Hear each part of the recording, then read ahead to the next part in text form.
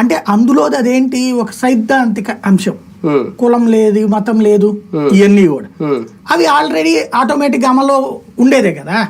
అది ప్రతి ఒక్కళ్ళు అదే చెప్తారు, ఏ రాజకీయ నాయకుడైనా కాదు నేను కులం ప్రస్తావిస్తాను నేను మతం ప్రస్తావిస్తాను, అలా ప్రస్తావించకుండా ఎవరు ఉంటారు? అంటే ఏ రాజకీయ పార్టీ అని ఎంత పొత్తు పెట్టుకుని ఎప్పుడు నేను సెకండ్ పొజిషన్ లో ఉండాలని అనుకోదు కదా. చిన్న పార్టీ అయినా ఏదో రోజు వాళ్ళు ఫస్ట్ పొజిషన్ రావాలని అనుకుంటారు. జనసేనలో చాలా మందిలో ఆశ ఉంది, బయట ఎందుకు అనుకోవట్లేదు అనుకుంటున్నారు మీరు?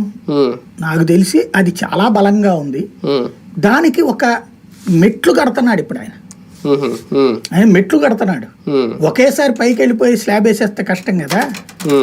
ఈయనకి అర్థమైంది ఏంటంటే ఆకస్మిక, అంటే ఇంతకు ముందు ఎక్స్పెక్ట్ చేసింది ఒకటి, పవన్ కళ్యాణ్ తన వ్యూహాన్ని మార్చుకున్నాడు. గతంలో ఎక్స్పెక్ట్ చేసింది ఏంటంటే ఒక చిరంజీవి గాని లేదా పవన్ కళ్యాణ్ గాని ఒక ఉప్పెనలా మీద పడి, అంటే మధ్యాహ్నపు సూర్యుడు లాగా ఎక్స్పెక్ట్ చేశారు, ఒక్కసారి విపరీతమైనటువంటి స్ప్రెడ్ తో వచ్చేస్తుందని. బట్ అలాంటి అప్పుడు టెంపర్మెంట్ వస్తుంది, జనం ఎగబడతారు, కానీ అవి ఓటు కింద కన్వర్ట్ కాదు అని గ్రహించారు. వాస్తవం గ్రహించాక ఇప్పుడు కమ్ముకొస్తున్నాడు జాగ్రత్తగా. ఇందులో రెండు కోణాలు తీసుకొచ్చుకుంటున్నాడు. ఒకటి, తెలుగుదేశం సింపథైజర్లలో కూడా ఇప్పుడు తెలుగుదేశం సింపథైజరు బీజేపీకి కూడా ఓటేస్తాడు, కాంగ్రెస్కి వేయడు.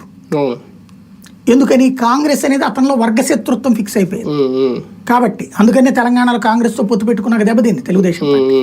కాబట్టి బీజేపీ వాళ్ళు తెలుగుదేశానికి వేస్తారు, కాంగ్రెస్కి వేయరు. అంటే మానసికంగా అదొక ఫీలింగ్ ఉండిపోయింది పర్మనెంట్. అట్లాగే వైఎస్ఆర్ కాంగ్రెస్ పార్టీ వాళ్ళు ఎవడొచ్చి ఇతనికి ఓటేయరు పవన్ కళ్యాణ్. అలాగే ఇప్పుడు తనకి ఎక్కడి నుంచి రావాలి?